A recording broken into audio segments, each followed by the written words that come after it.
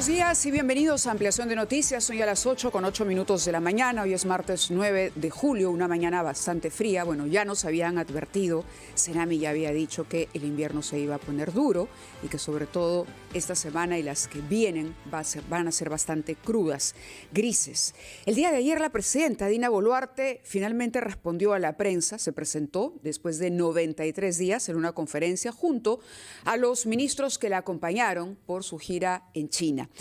Básicamente se tomó bastante tiempo ella y los ministros para hacer un balance de todas las actividades, o mejor dicho, un recuento de las actividades que llevaron adelante en este país. Hablaron de la posibilidad de tener una planta, por ejemplo, para el ensamblaje de vehículos eléctricos, entre otras cosas. También el ministro de Salud habló de la posibilidad de, por ejemplo, implementar la cirugía con robots acá, como está ocurriendo en China, y una serie de actividades que, claro, todas se aplauden. Sin embargo, también la presidenta fue evasiva a la hora de responder a ciertas preguntas ya de coyuntura particular de la prensa. Vamos más adelante seguramente a continuar conversando. Por ejemplo, lo que ha pasado con la CIDH, la respuesta que hemos conocido, además, este documento firmado por ella y por el presidente del Congreso rechazando el pedido que hacía la Corte Interamericana de Derechos Humanos para que se observara la ley que precisa plazos para los delitos de lesa humanidad en cuanto a la prescripción. Pero ese fue solo uno de los temas sobre el que se preguntó a la presidenta y diera la sensación que todavía quedan muchísimas preguntas por contestar por parte de la mandataria. Veremos si se anima a volver a convocar a los periodistas. Fernando, buenos días. Buenos días, Mávila. Buenos días a quienes nos escuchan por la radio, por la televisión y las redes sociales. Es muy importante lo que has dicho, porque una democracia se asienta sobre el contacto entre las autoridades y sobre todo la principal entidad, que es la Presidenta de la República, y la sociedad. Hay preguntas pendientes que se llevan a cabo a través de los medios de prensa en su diversidad. Efectivamente, algunas cosas fueron contestadas y otras de una manera esquiva. Chocó particularmente que ante la pregunta por las violaciones de niños en la provincia de Condorcanqui, ella simplemente no diga nada y pase la palabra al ministro de Educación. Hubiera pedido, en tanto que presidente y en tanto que mujer, por último, tomar una posición clara sobre un acto que manifiestamente ha escandalizado a la opinión pública, el descubrimiento de cientos de niños violados por sus maestros en esta provincia de Amazonas. Respecto a lo que tú has mencionado, la carta enviada por ella y por el presidente del Congreso sin refrendo ministerial, es decir, sin validez por parte de ella. Los únicos actos del presidente que tienen validez son los que están refrendados por algún ministro, no es el caso acá. Pero en todo caso lo que llama la atención es que ella dijera que no habían recibido todavía la autógrafa. Claro, si no había recibido la autógrafa, ¿cómo ya envía o suscribe una respuesta a la Corte? Cosas extrañas. Pero en fin, hablaremos sobre cosas ahora de la tierra y de las calles de nuestra ciudad, porque hemos invitado a la señora Roxana Rocha, que es una experimentada regidora metropolitana de la Municipalidad de Lima, y queremos que nos explique qué está pasando con el proyecto de metro de línea 2. Hay una estación central que se construye en el centro de Lima, en la intersección de Garcilaso de la Vega con el Paseo Colón, llamado también 9 de diciembre, y sin embargo un nuevo conflicto estalla entre la municipalidad y la concesionaria. Señora Rocha, ¿qué está pasando? ¿Por qué hemos llegado a esta situación de dificultades sucesivas que naturalmente dan una mala imagen del Perú como país en donde uno puede invertir para construir obras de infraestructura tan evidentemente necesarias como el metro línea 2? Muy buenos días, Mávila. Muy buenos días, bienvenida. Muy buenos días, Fernando. Ante todo, muchas gracias por la invitación. Mire, le quiero comentar, de alguna manera siempre la Municipalidad de Lima ha tenido una gran apertura para otorgar las autorizaciones correspondientes en temas de interferencia de vías. Ejemplo de ello son todas las autorizaciones que se ha venido dando en las diferentes estaciones que ha venido construyendo la línea 2 del metro. En este caso estamos hablando de la estación central, la principal estación que está en un punto neurálgico y congestionado, donde pasan más de 35.000 personas al día, pasan cerca de 30 líneas de buses. Y quiero decirles lo siguiente, hay un factor importante en todo el procedimiento para otorgar una autorización, que se llama implementación de plan de desvíos, y para la implementación de un plan de desvíos necesitan que presenten una serie de requisitos a la luz de la ordenanza 1680 y 2290. ¿Cuáles son? Cosas que no se han presentado. Y son, una, el plan de señalización y semaforización. Para poder cercar las vías y poder interrumpirlas necesitamos por lo menos 3 semáforos, que hoy día esos 3 semáforos que han puesto no se comunican con la central de monitoreo de tránsito. 5 controladores que tampoco se comunican con la central de tránsito. No hay una señalización vertical, horizontal, no ha existido una marcha blanca, no se ha dado un plan de emergencia, de evacuación en caso de desastre, de caso de incendio, que lo exige la SUNAT, lo exige la Clínica Internacional que están a los costados. Tiene que haber banderilleros, tiene que darse el conteo de los vehículos que se pasan por esas principales vías para poder sincronizar los semáforos. Pero también lo pedimos una microsimulación del tránsito a efectos de poder tener claro y no se dé ningún accidente de tránsito. Nada de eso se ha podido hacer porque lo presentaron en parcialmente, ni siquiera completo, el día viernes 5 en horas de la tarde, y dijeron que el día 7 iniciaban la implementación. Como usted verá... ¿El día domingo? Sí, claro, exacto. El domingo inició, en efecto, el trabajo de construcción de la estación. Estuvo presente el viceministro de Transportes. Es correcto. ¿No? Él dijo, el Ministerio de Transportes, la ATU, Ocitran, estamos presentes para iniciar estos importantes trabajos, un proyecto, en efecto, anhelado por limeños y chalacos. Ahora, el punto aquí en conflicto es, ¿se podía iniciar la construcción, se podía iniciar la obra? Este es un proyecto que es parte de la cartera del Ministerio de Transportes y Comunicaciones. Y aquí viene el problema. Es decir, es el Ministerio de Transportes el que le da el ok a la concesionaria para que empiece a trabajar, o es la municipalidad, porque incluso hemos estado ante enfrentamientos de funcionarios de la municipalidad o de personal de la municipalidad que se enfrentaban a los trabajadores que iniciaban allí la construcción de la estación. Permítanos ir a una pausa, por favor, para dejar ese tema claro, porque atendiendo y comprendiendo la preocupación de la municipalidad, lo que queremos saber es si esto se resuelve con una exhortación, una solicitud al MTC, o si se resuelve como se ha hecho, ¿no? Tratando de bloquear o impedir la obra. Además, hay una denuncia que ustedes están presentando, una denuncia penal contra todos los responsables de haber iniciado la construcción de este proyecto. Esas son palabras mayores. Vamos a la pausa a las 8:16 y regresamos con la señora Roxana Rocha, regidora metropolitana de la Municipalidad de Lima.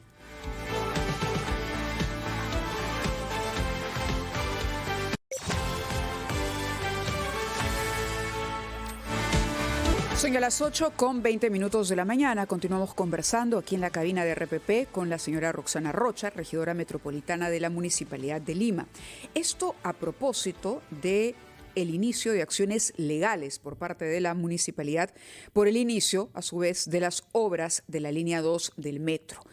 Hemos presenciado, se ha dicho desde la municipalidad, una irrupción violenta. Raúl Fernández, jefe de la Oficina de Asuntos Jurídicos, ha dicho que se ha cerrado una vía metropolitana y que finalmente esto va a la vía penal en contra de quienes resulten responsables. Entendiendo que el Ministerio de Transportes avaló el inicio de la construcción, ¿estas acciones penales, señora Rocha, incluyen al Ministerio?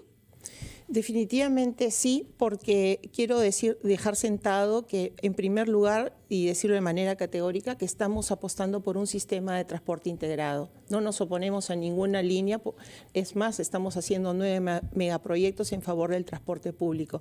Pero punto aparte, el día del domingo 7 invoqué a todos los actores del transporte a sentarnos en una mesa para que en máximo 5 días podíamos ver, verificar, revisar, evaluar para luego aprobar una autorización, cosa que se negaron todos los actores, y eso nos nos llevó definitivamente a una gran sorpresa que inicien de manera prepotente, violenta, abrupta a interferir las vías metropolitanas sin tener ningún tipo de autorización. Pero la autorización se había otorgado por parte de la municipalidad, perdón, por parte del Ministerio de Transportes y Comunicaciones. Tampoco da autorizaciones. El Ministerio de Transporte y Comunicaciones es el concedente, es la contraparte.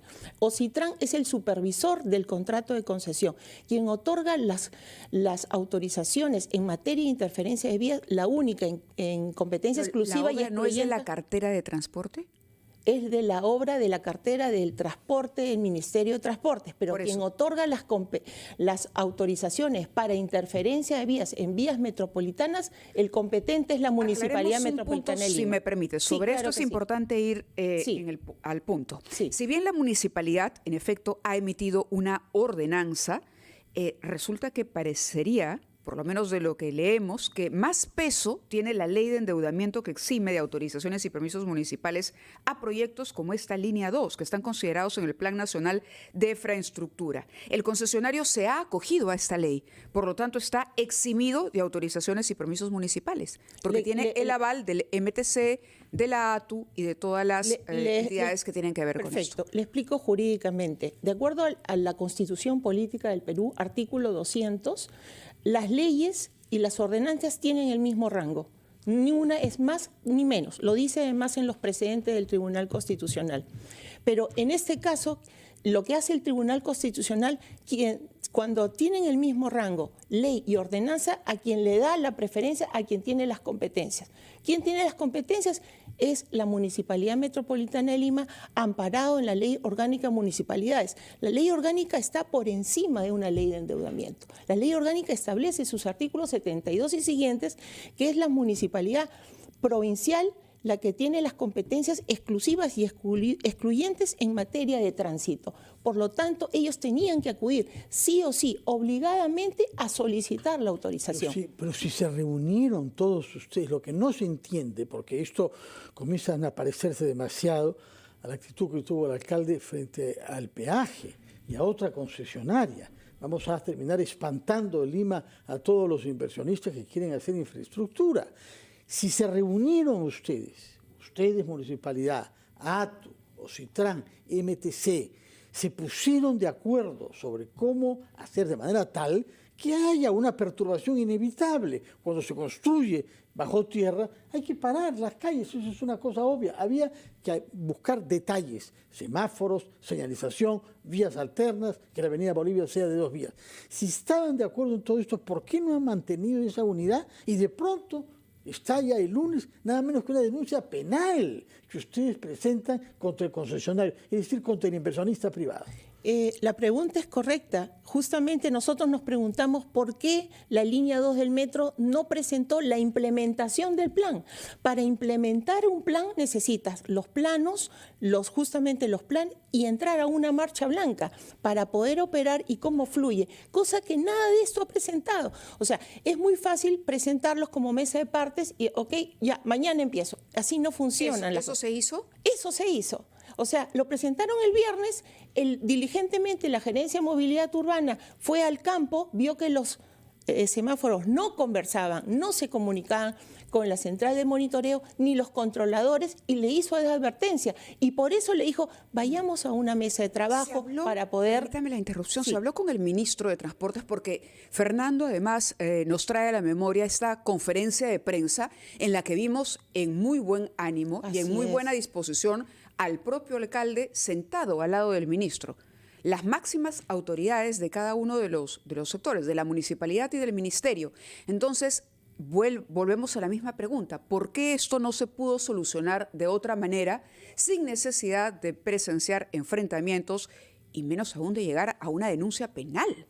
Y vuelvo a reiterar, en el acto mismo, el día anterior, el señor alcalde ha estado llamando al ministro, lamentablemente no ha tenido una respuesta. ¿El ministro no atendió las llamadas del alcalde? Supongo que estaría en una situación de trabajo, lo que sea, pero no se Correcto, podía. pero no atendió las llamadas. No, tengo entendido que el señor, yo he preguntado al señor alcalde y el señor alcalde me dice, no tengo la atención Pero hay un correspondiente. viceministro también. Ya, con y que el está en contacto, viceministro ¿no? el día domingo, y yo estuve presente, invoqué a que nos sentamos para que en un máximo de 5 días podríamos arreglar la situación para para poder implementar, que es lo principal para poder llegar a un buen entendimiento. Pero quiero decir, más allá de todo esto, es que definitivamente han actuado de manera abrupta, violenta, cerrando las vías sin tener ningún consentimiento de la municipalidad. Ahora, eso de verdad es un delito. Ese es un delito. Pero han sido un año de reuniones. Un año de reuniones, ¿no? No. Que vienen hablando de este tema, No. hablando de este tema, pero pareciera que la voluntad de la municipalidad es buscarle tres pies al gato. No, eso es falso. Es decir, ver, ok, el semáforo no debió estar aquí, sino a 5 centímetros a la derecha. O sea, da esa sensación, porque estos problemas se solucionan en una mesa. No tienen que trascender y sobre todo proyectarse hacia afuera, como que estamos en un país que no se puede poner de acuerdo entre las propias autoridades para desarrollar una obra que, vamos, se tiene que hacer en algún momento, si no nos vamos a quedar estancados en materia de transporte y Lima ya no da más. Mávila, muy buena tu pregunta, porque en una línea de tiempo la concesionaria pide la autorización más o menos al inicio del 2023, pero no podía iniciar ningún tipo de autorización porque no tenía la autorización del MINCUL, que es del Ministerio de Cultura, porque estamos en una zona monumental, en un tema de patrimonio cultural de la humanidad. Esta autorización del MINCUL recién la obtiene a finales del 2023. Y es a finales del 2023 donde sale la ley de endeudamiento con una disposición de esta naturaleza diciendo que se exonera de todos los permisos. Producto de eso, nosotros en enero del 24 justamente nos sentamos con el ministro y le hicimos ver el tema del rango de las leyes. Las leyes con ordenanzas tienen el mismo rango, quien prevalece es la ley orgánica de municipalidades, las competentes para otorgar el permiso. Lo entendió el ministro muy bien y de producto de eso, en febrero del 24, la línea 2 del metro se sienta con la gerencia inmobiliaria urbana y le dijo: vamos a cerrar 2 años, Garcilaso, vamos a cerrar 2 años, Paseo Colón.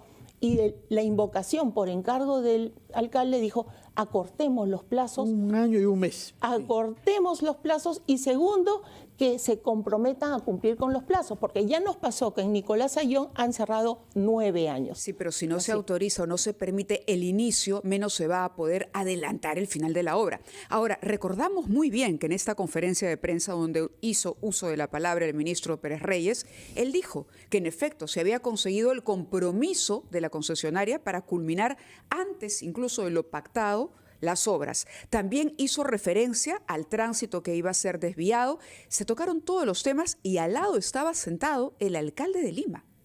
Es correcto lo que usted dice, pero ¿qué hacemos con una concesionaria que no presenta la implementación de los planes de vía, pese a que se le ha reiterado en sucesivas comunicaciones? La ha presentado. Lo que pasa es que la municipalidad no se siente satisfecha aparentemente con ningún plan que se ha presentado. No. Es que tenemos que ser justos y objetivos. Una cosa es la implementación del plan, que la presentó el viernes, y otra cosa es decirlo verbalmente: voy a presentarlo.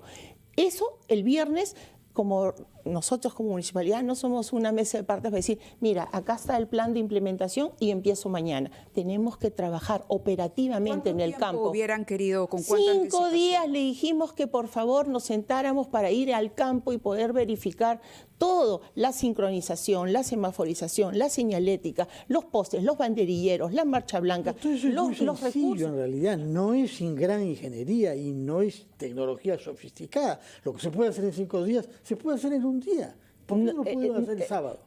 No, justamente le quiero decir, el sábado los notificamos. No, el viernes recibieron ustedes. Y el ¿Por qué no salieron al campo desde el alba? Justamente como los trabajadores les dijimos temprano? el sábado: mira, 7 controladores no conversan, 3 semáforos no se comunican. La contestación dice: bueno, déjenlos independientes, ya veremos cómo lo solucionamos, mientras tanto que hay un policía de tránsito. Eso no es correcto, eso no es técnico.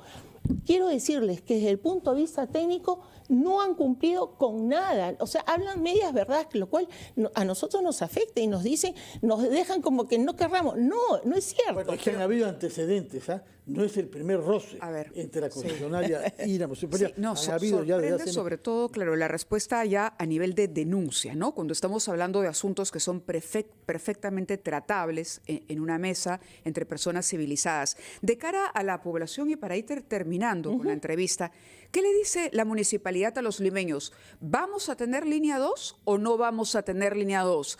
¿Vamos a poder tener esa línea 2 pronto o simplemente no vamos a poder tener este proyecto y vamos a tener nuevamente que entrar a un entrampamiento de años? Yo quiero decirles que en principio la actuación de la municipalidad siempre ha sido en salvaguarda de los ciclistas, peatones y conductores, por los más de 35.000 que transitan ese punto neurálgico. Ustedes van a ir a ver el caos que existe actualmente, están rompiendo las vías, la geometría vial, o sea, es un desastre, pero hay nosotros... que las vías cuando se no, pero más allá del tema de la vía principal, están rompiendo una serie de vías que no son parte del plan desvío. Pero más allá de eso, quiero decirles que nosotros apostamos siempre por el sistema de transporte integrado y masivo.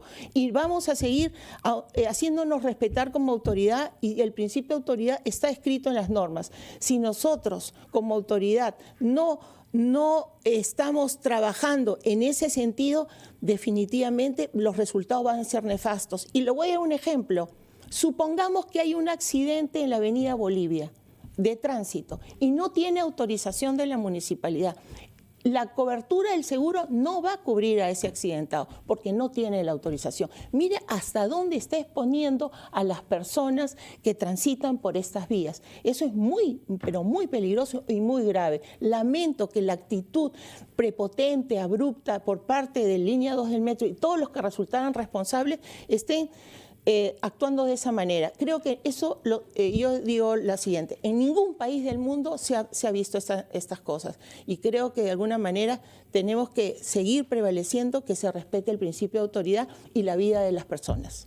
En todos los países del mundo que yo conozco, que son bastantes, hay a veces fricciones entre la municipalidad que efectivamente quiere facilitar la vida de los peatones y de los vecinos y quienes hacen trabajos en nombre del Estado de largo plazo. Lo que no pasa en ningún país del mundo es que una de las entidades que está en coordinación denuncie penalmente a la otra y crea que con eso va a poder contribuir a mejorar ese procedimiento. Estamos metiendo la justicia. Miren lo que ha significado la Plaza San Francisco. 2 años de paralización por un conflicto judicial. Hay que evitar resolver las cosas a las patadas y con procesos judiciales, porque eso demora muchísimo y puede llevar a paralizar. Pero en fin, parece que ya está hecha la denuncia penal, ¿no? Ya está hecha. Bueno, lamentablemente tenemos que esperar qué es lo que los jueces dicen y los jueces se toman un tiempo que significará que un proyecto que existe desde la época del presidente Prado, hace más de 60 años, tomará todavía más retraso, más de 60 años. En fin, ojalá que se resuelva esto pronto, señora, tanto en los tribunales como en las calles de Lima, que necesitamos un transporte subterráneo para reducir justamente el transporte que hay contaminante y atascado sobre las calles y avenidas de Lima. Muchas gracias por su presencia. Gracias por estar con nosotros. Ojalá que tenga éxito su talante conciliador, señora Rocha. Muy buenos días. 8:34, vamos a ir a los titulares de la media hora para quienes nos están siguiendo por la radio. Una pausa muy chiquita para quienes nos ven por la tele. Regresamos.